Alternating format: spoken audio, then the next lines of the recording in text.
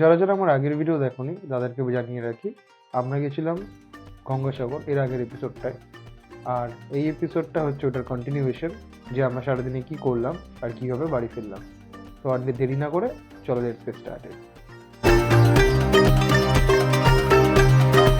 তো এখান থেকে এখন আমাদের 1 কিলোমিটার মতো যেতে হবে টুয়ার্ডস কপিলমুনি আশ্রম, যেখানে বেশিরভাগ সবাই যায়, যার জন্য গঙ্গাসাগর সবাই আছে। তো আগে আমরা চা খেয়ে নিই, এই চায়ের দোকানটায় আমরা যাচ্ছি। এর প্রথম চা চলে এলো, সবাই আমরা চা খাচ্ছি এখানে। তো এবার চাটা খেয়ে আমরা এবার যাবো কপিলমুনি আশ্রমের দিকে। রাস্তাটা আই থিঙ্ক এটা, তাই তো? এই রাস্তাটা দিয়েই যাবো আমরা।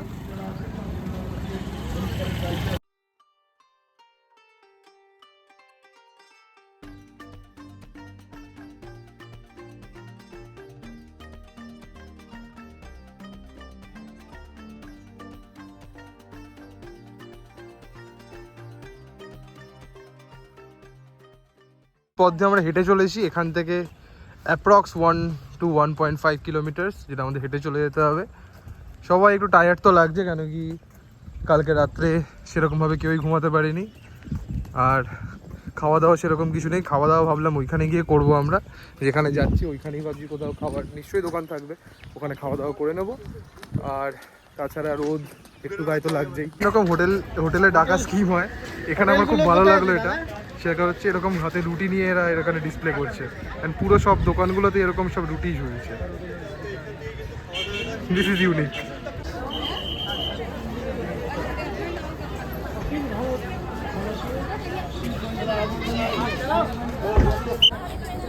তো এটা হচ্ছে কপিল মুনির মন্দির।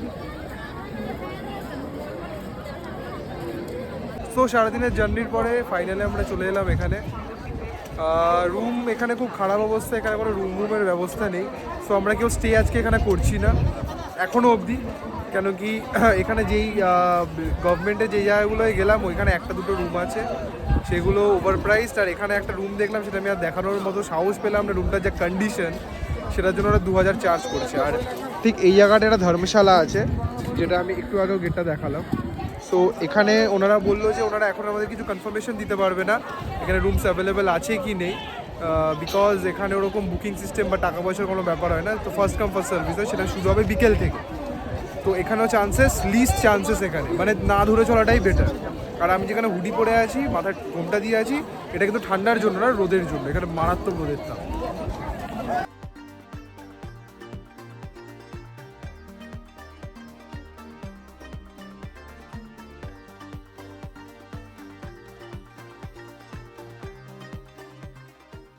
তো বাকি সবাই ছবি তুলতে গেছে, আমি আর দেবাশিস এখানে বসে আছি।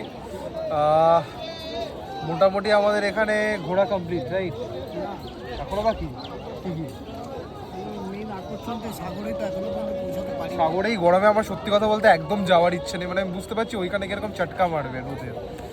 ভেবেছিলাম ওয়েদারটা ভালো হবে, শীতকালে এসেও যদি এরকম হতে হয় এখানে, যদিও এটা আমাদের দোষ যে কোস্টাল এরিয়াতে, তো আমরা এক্সপেক্ট করাটাই আমাদের ভুল যে এখানে ঠান্ডা হবে।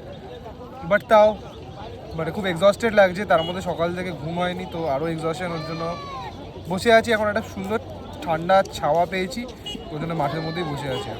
তো সাগরে যাওয়ার আগে মারাত্মক আমাদের খিদে পেয়ে গেছিলো। তো একটা এখানে হোটেল ছিল, যেখানে বেসিক্যালি এখানে অনেক হোটেল আছে পুরো লাইনে, বাট এখান থেকে খাওয়ার রিজন হচ্ছে এখানে মাছও পাওয়া যায়। সো এই হচ্ছে হোটেলটা, এরকম ভেতরটা একদম টিপিক্যাল নর্মাল হোটেল। ওখানে মাছ পাওয়া যায়, তাই জন্য আমরা খেতে চলছি এখন। এখানে খেয়ে দিয়ে দেন যাবো সাগরের দিকে। আমাদের খাবার চলে এসছে, ভাত, 2 রকমের তরকারি, বেগুন ভাজা, আলু ভাজা, আর আমরা নিয়েছি ভোলা মাছ। তো ভোলা মাছের মিল ইজ 90 রুপিস প্লাস ডাল। সো লাঞ্চ ইজ ডান, খাওয়া ঠিকঠাক ছিল, অ্যাভারেজ। এখন যাচ্ছি হচ্ছে সমুদ্রের দিকে। রোদ এখানে মারাত্মক। সমুদ্রের দিকে যাবো, জাস্ট দেখবো, আর কিছু তো করার নেই। কেউ স্নান মানে এখানে কেউই করছি না আমরা। তো ওই হচ্ছে কপিল মুনির মন্দির, ওই যে ওখানটায়। ওখান থেকে আমরা হাঁটতে হাঁটতে এলাম, বেশ অনেকটা রাস্তা। তারপরে এই হলো সমুদ্র।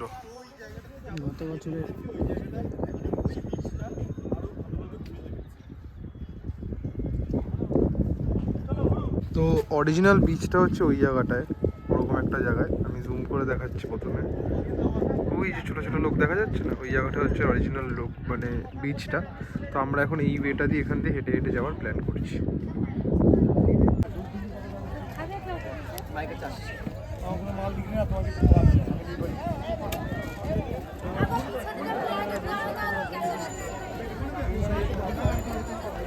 সো এটা হচ্ছে কপিলমুনি আশ্রম, কপিলমুনি মন্দিরের ভেতরের অংশটা। সো আশ্রমের ভেতরে তো আমরা এন্ট্রি নিলাম, কিন্তু ব্যাপারটা হচ্ছে আমি যেটুকু দেখাতে পারলাম, তারপরে আমাকে একজন এসে বললো এখানে ফটো অ্যান্ড ভিডিওগ্রাফি অ্যালাউড না। So I respect there rules and regulations. তো আমি বন্ধ করে দিয়েছিলাম ক্যামেরাটা। তো মন্দিরের পাশে একটা সুন্দর বসার জায়গা আছে, মানে সুন্দর সুন্দর বেঞ্চ করা এরকম। তো এরকমই একটা বেঞ্চে আমরা সবাই বসে রেস্ট নিচ্ছি, এবার আস্তে আস্তে বাড়ির দিকে এগোবো। তো এখানে একটা মূর্তি আছে, তো এটাকে বলা হচ্ছে গঙ্গামা মূর্তি। এটা হচ্ছে গঙ্গামা। সো নাইস প্লেস, কিছুক্ষণ বসবো, বসে বেরিয়ে পড়বো। আসলে এখনই বেরিয়ে পড়তে পারতাম, বাট দ্য থিং ইজ যে ভেসেলটা আমরা করে এসেছিলাম, ওই ভেসেলটার টাইমিং হয়, জোয়ার ভাটার উপরে ডিপেন্ড করে। তো ওটা মেবি চালু হবে 5:30 থেকে 6টার মধ্যে।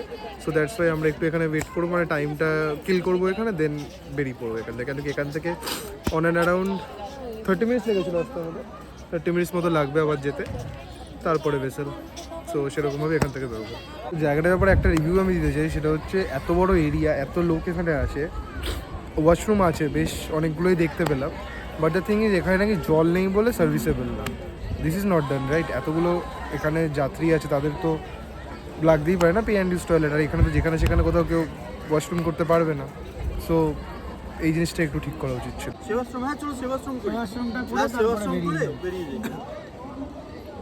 ওয়েস্ট বেঙ্গল গভর্নমেন্টের একটা খুব ভালো ইনিশিয়েটিভ লাগলো, যেটা হচ্ছে eco friendly materials of plastics and all. So এখানে গিয়ে বেসিক্যালি ওরা একটা ওই প্লাস্টিক রিসাইক্লিংয়ের একটা ব্যাপার, একটা সাস্টেনেবিলিটির ব্যাপার আছে, খুব ভালো লাগলো জিনিসটা আমরা। সো আমাদের তরফ থেকে দেবাশিস এই জিনিসটাকে সাপোর্ট করছে। একটা প্লাস্টিকের বোতল আমাদের ছিল, সেটা ওকে ওখানে ফেলে দিচ্ছে। ব্যাগ, কাপ, প্লেট, চামচ, বাটি, স্ট্র, বোতল ইত্যাদি। So say no to single use plastic.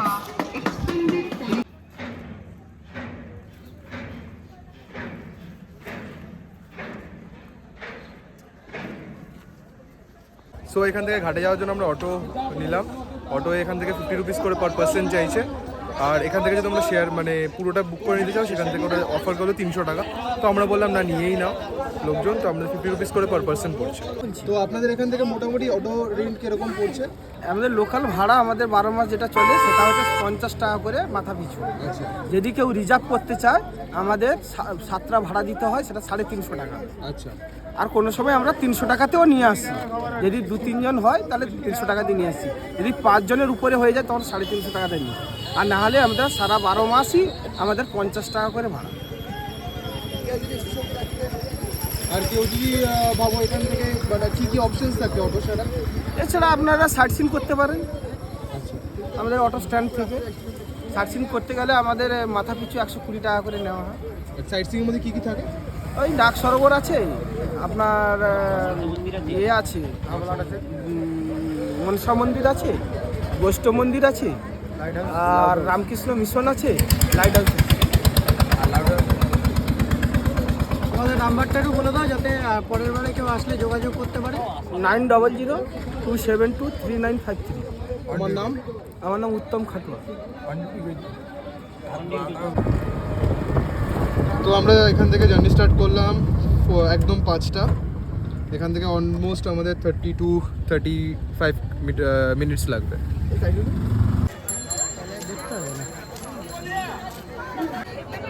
So বাজে এখন হচ্ছে 5:51। আমরা জাস্ট এখন অটো থেকে নামলাম, বাট এখানে একটা জিনিস দেখে আমাদের ভয় করছে। এরকম অনেকে না বসে আছে, বাট আমি বুঝতে পারছি না এটা কি লাইন নাকি এটা এমনি বসে আছে। তো আগে সেটা জেনে নিচ্ছি, দেন আমি আপডেট করছি। যাবে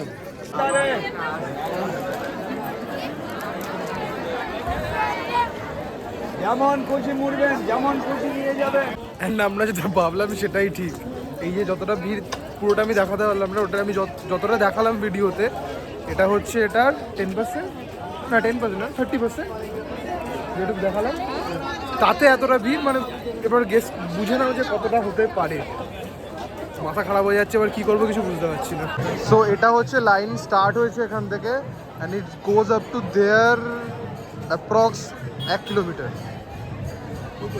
তো ফাইনালি আমাদের এন্টার করছে এখান থেকে।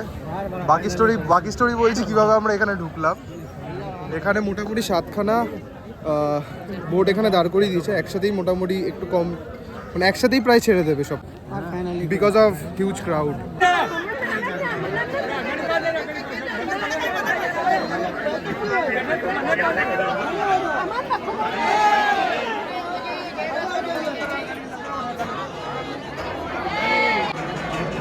সো 6টা থেকে লাইন দিয়ে ফাইনালি 6:50 করে আমরা উঠতে পারলাম লঞ্চে।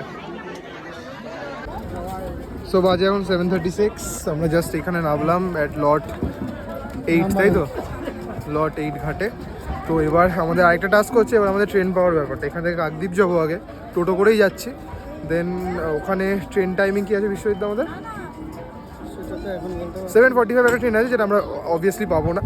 সো লেটস ডিসাইড কী করা যেতে পারে। সকালে আমরা যখন যাচ্ছিলাম ঠিক এরকমই লাইন ছিল, আর এখনও ঠিক এরকমই কন্ডিশন। মানুষজনের এখানে এক্সাইটমেন্টই অন্যরকম। তো আমরা লট নাম্বার 8 থেকে আবার ইঞ্জিন ভ্যান করে যাচ্ছি। এরকম অবস্থা, পেছনে আমরা এই 4 জন বসে আছি। এবার স্টেশনের দিকে যাচ্ছি। আমাদের এখানে বলা হলো যে ট্রেন তো ধরিয়ে দেবে, বাট কতদূর কী হবে জানি না, যা হচ্ছে দেখাচ্ছি।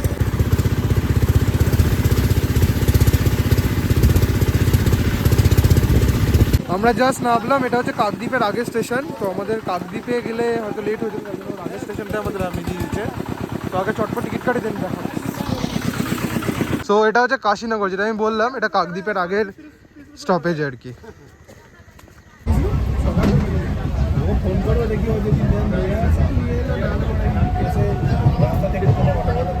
ট্রেনে অন্য কিছু ওটার সাথে সাথে চা উঠেছিল, তাই সবাই 1 কাপ করে চাও খেয়ে।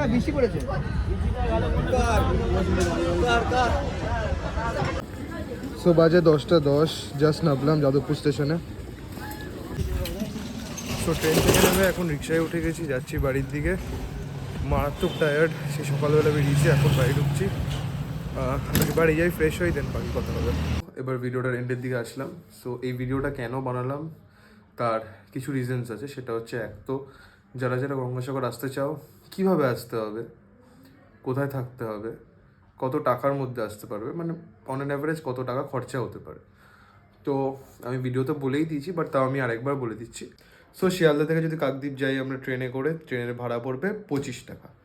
কাকদ্বীপ স্টেশন থেকে আমরা যদি লট নাম্বার 8-এর দিকে যাই, সেখান থেকে আমাদের টোটো ভাড়া পার পার্সন 20 টাকা করে পড়বে।